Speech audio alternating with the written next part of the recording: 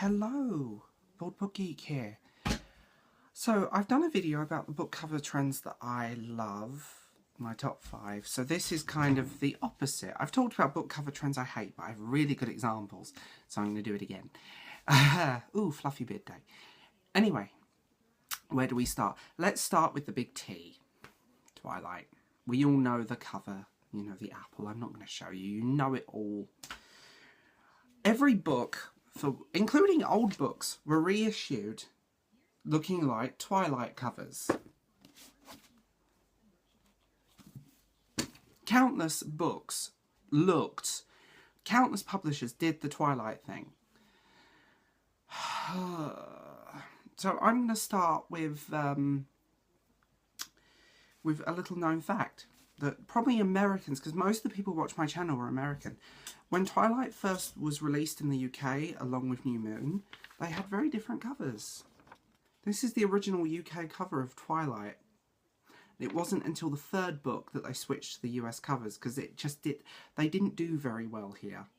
At all, actually, the first 2 books. So it took a long time for them to actually find an audience in the UK.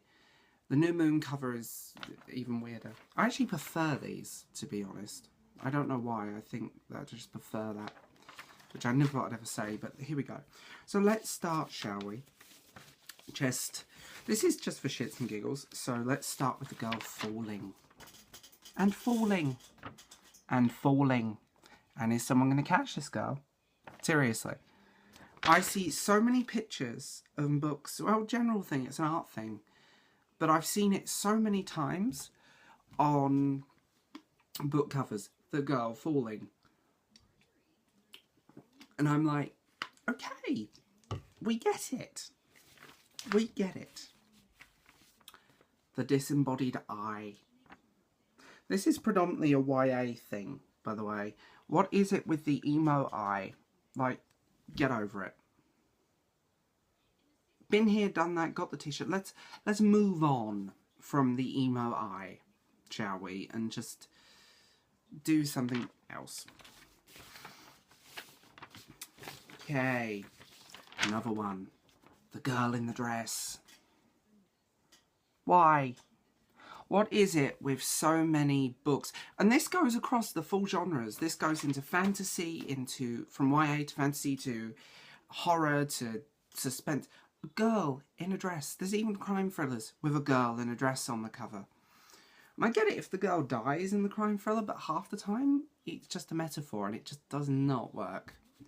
So let's have less pretty prom dresses and more real things. Living in a glass bubble. Really? Again, this is a YA and also fantasy thing, but I've seen this done on horror novels as well. And I'm like,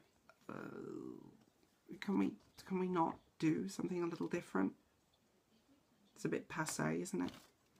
Also, I'm going to say this. A lot of these covers, especially in YA, tend to have a self-published look, which can be a very good thing or a very bad thing. And I'm often surprised they come from mainstream publishers. And finally, the girl drowning. She's drowning. She's in water. Someone just put a life raft in there and save the girl. The metaphorical thing of water. I've seen a lot of book covers with water on recently, which I find another weird fad that just kind of like, often it doesn't even match the story. You know, someone that's trying to get something published, to me it just screams, oh, this sells, let's do this. And I get it completely, but that's just, you know, it's good to, I get following trends, but sometimes you need to go outside the trend or take it in a different direction. A lot of the times, these book covers are just carbon copies of each other, slightly different font, and it's like, oh, okay. So I want you guys to tell me what book cover trends you really, really hate that annoy the hell out of you. Please put them in the comments. You know, there's a section underneath these videos where you can comment. Please comment. I'd love to know. And also, all of my links and doobly stuff is in the doobly-doo. The little bit under the video. So if you guys want to talk to me or get in touch, it will be down there. So with my affiliates too. Anyway, I'm Will, and I'll see you guys later. Bye.